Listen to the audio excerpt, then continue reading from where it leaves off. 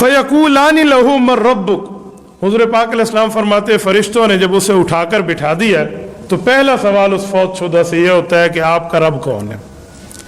फ़यक़ूल रब्बी अल्लाह, वो मुमिन जवाब देते हैं मेरा रब अल्लाह है।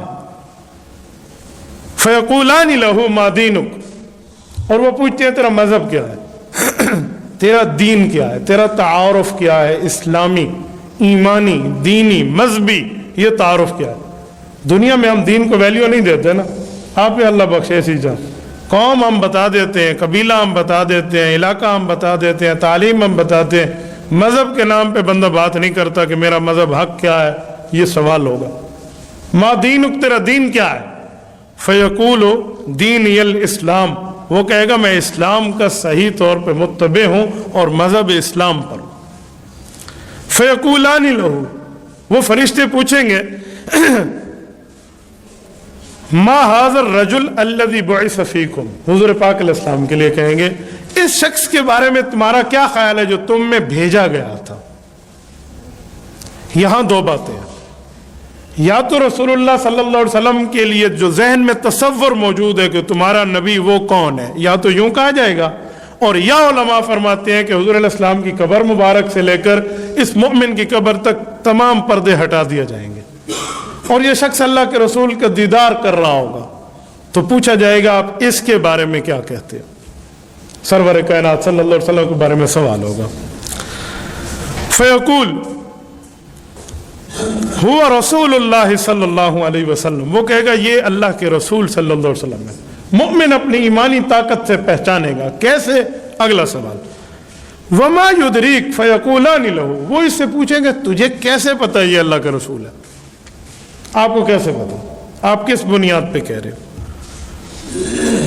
फ़यक़ूलु क़रअतु किताब अल्लाह व आमनतु फ़आमनतु बिही व सद्दक़तु, वो कहेगा हमारे पास जो कुरान करीम आया है उस कुरान करीम पे हम ईमान लाए और हमने उसकी तस्दीक की है, और उस कुरान करीम में ये बात है फ़ज़ालिका क़ौलुहु, जो अल्लाह पाक ने बात इरशाद फरमाई है उसके मुताबिक हम ईमान भी लाएं और हुज़ूर पाक अलैहिस्सलाम को नबी तस्लीम भी करते हैं। कुरान और सुन्नत हमारे पास है, शरीयत और दीन हमारे पास। अब सवाल ख़त्म हो गया, कब्र की बातें ख़त्म हो गई। अब रसूलुल्लाह सल्लल्लाहु अलैहि वसल्लम ने अगली बात इरशाद फरमाई है, तवज्जो रखना। अगली बात क्या इरशाद फरमाई, फ़ज़ालिका क़ौलुहु, हुज़ूर अलैहिस्सलातु वस्सलाम फरमाते हैं कि इसी बात को अल्लाह ने यूं समझाया है कुरान करीम में। अब रसूलुल्लाह सल्लल्लाहु अलैहि वसल्लम ने अपने ऊपर नाजिल होने वाले कुरान करीम की एक आयत पढ़ के मुसलमानों को समझाया कि इस बात का इशारा कुरान पाक में भी है। कहाँ है, फरमाया युसब्बितुल्लाहु अल्लज़ीना आमनू बिल क़ौलि साबित फिल हयातिद दुनिया व फिल आखिरा, सूरत इब्राहीम आयत नंबर 27 है।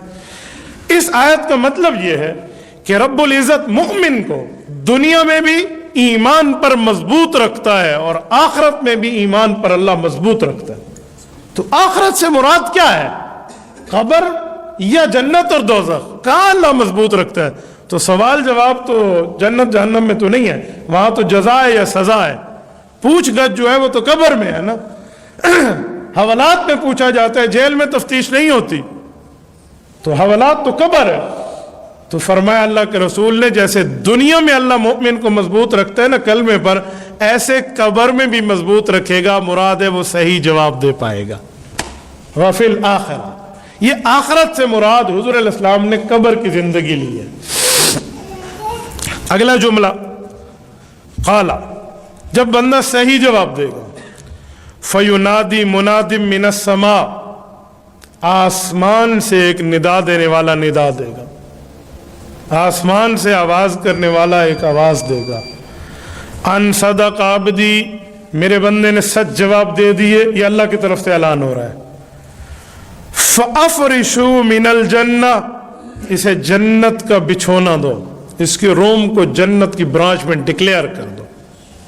जैसे है ना, आप पहुंचे इस्तकबालिया में होटल के अंदर, नौकर है तो उसे कहाँ बिठाना है, और कस्टमर है तो उसे कहाँ बिठाना है, और मालिक है तो उसे कहाँ बिठाना है। अपने अपने दर्जात है ना।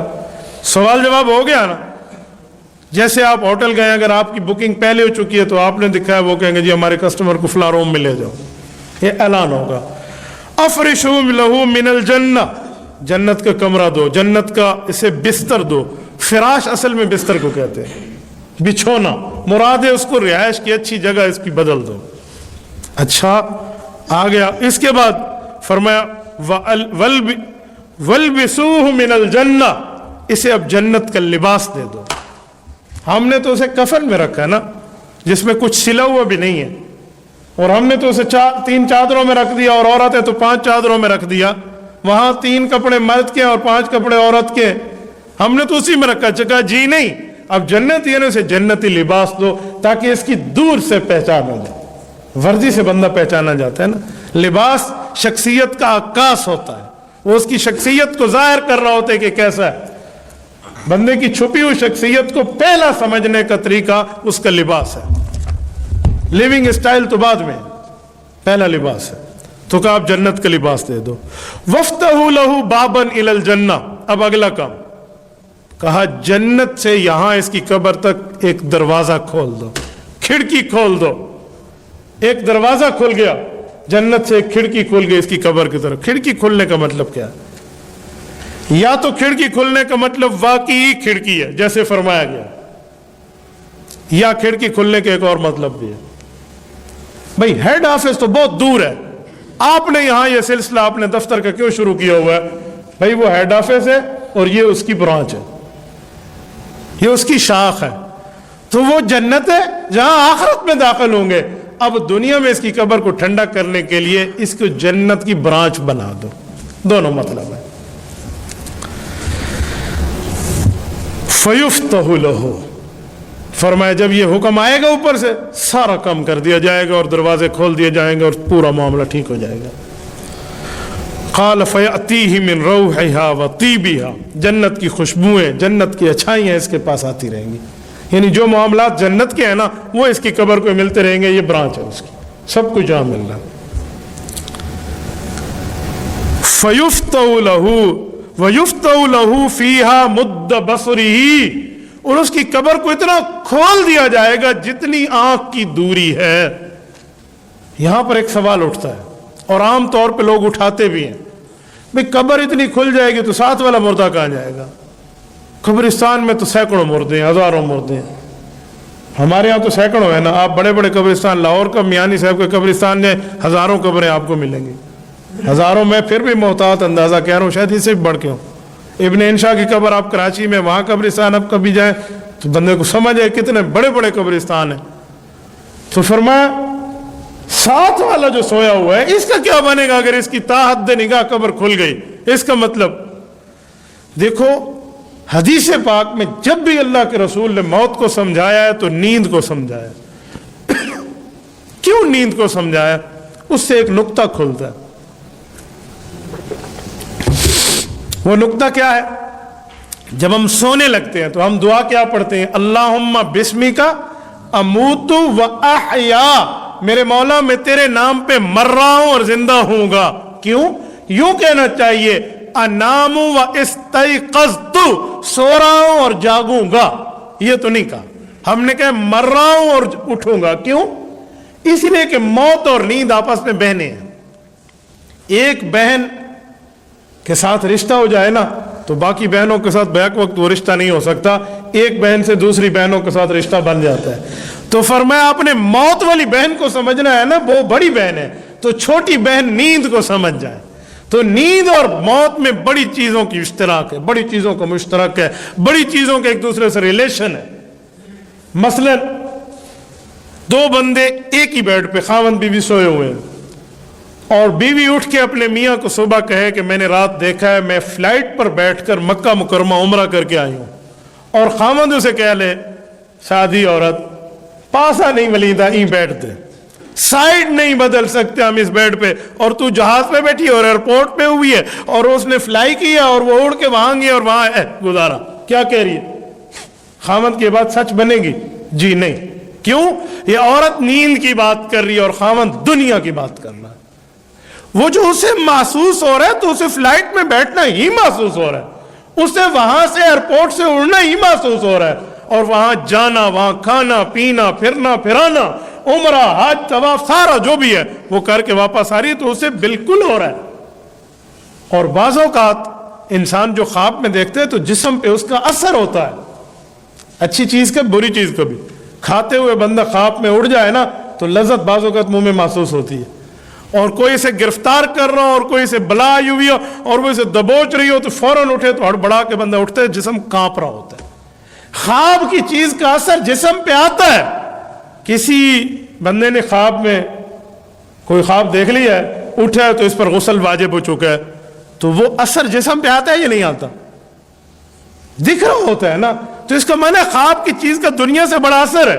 तो अब ख्वाब के जरिए समझा गया, तो अब मौत को भी ऐसे समझेंगे उसकी बड़ी बहन है। ये जो फरमाया कि इसके लिए ताहद निगाह दरवाजे खुल जाते हैं और माहौल इतना बड़ा हो जाता है कब्र में, आलम बरज़ख, हयात कब्र की जिंदगी में, तो ये भी ऐसे है गोया इसको हकीकतन ये महसूस हो रहा होता है, हालांकि वो उस छोटी जगह में मौजूद होता है, लेकिन इस बंदे की हद तक वो ताहद निगाह बढ़ जाती है। अच्छा, जब इतनी बड़ी निगाह बढ़ गई, ये तो मुसलमान का काम है। वह अमल काफिर का जो खुदाए पाक का मुनकर है और अल्लाह का इनकारी है, शरीयत का इनकारी है, दीन का इनकारी है, इसका हालत क्या होगी? हुज़ूर पाक अलैहिस्सलाम की आदत मुबारक है, हमेशा जब अच्छों का जिक्र करते हैं तो बुरों की बात भी बताते हैं ताकि बंदा अच्छाई पे आ जाए और बुराई से रुक जाए। देखे ना, हम सूरत फातिहा पढ़ते हैं ना, अनअमता अलैहिम, जिन पर इनाम हुआ, आगे क्या कहते हैं? गैरिल मग़ज़ूबि अलैहिम वलज़्ज़ालिन। अच्छों की बात भी है, बुरों की बात भी, ये तरतीब शरीयत है। अब रसूलुल्लाह सल्लल्लाहु अलैहि वसल्लम ने मुनकर की बात फरमाई कि अब इस काफिर के साथ क्या होना है? मुनकर के साथ जो बिल्कुल शरीयत का इनकारी है और नहीं मानता दीन को और इन चीज़ों को नहीं मानता जो अल्लाह के रसूल बताए, इसकी हालात क्या है? फरमाया व अम्मल काफिर फदा करा मौता, उसके मौत को जिक्र किया, सारी बात की, इस तरह फरिश्ते आए, ये हुआ वो हुआ। जब कब्र में पहुंचा तो हर बंदे के साथ एक चीज कॉमन है, वो मुसलमान है या काफिर। वो क्या है? रूह का ताल्लुक जोड़ के उसे उठाकर बिठा दिया जाएगा, इतने तक तो कॉमन है। आगे सवाल जवाब में फर्क आ जाएगा, वो जवाब दे पाएगा, ये जवाब नहीं दे पाएगा। फरमाया जब वयुआद रूह फी जसदी, जिस्म में रूह का ताल्लुक लौटाया गया, रूह लौटाई गई यानी ताल्लुक कायम हुआ, ये बंदा उठ के बैठ गया। वह अतीहि मलकान, दो फरिश्ते आ गए, फयुजलिसानी फयकूलानी लहू मर रब्बुक, वही सवाल किया उठाकर, तेरा रब कौन है? फयकूलु हा वहा ला अदरी ला अदरी, और कमाकार अलैहिस्सलाम, वो कहते हो मैं तो नहीं जानता। जब जिसने रब पर ईमान ही नहीं रखना, जिसको अल्लाह पर यकीन ही नहीं है, वो क्या बताएगा मेरा अल्लाह कौन है? वो तो वही बताएगा ना जिस पर मरा है वो। उन्होंने कहा हा वहा ला अदरी, मुझे कुछ नहीं पता। फयकूल, वो दूसरा सवाल करेंगे। जब इससे ये सवाल हो जाएगा ना, फयकूल आली न हो मा दीनुक, तेरा मजहब क्या है? तो जिसे रब का नहीं पता उसे मजहब का क्या पता? वो तो ला मजहब है ना। तो फयकूल ला अदरी हा वाह, ये कहेगा जी मुझे इसका कोई नहीं पता, कोई नहीं पता, मुझे नहीं पता।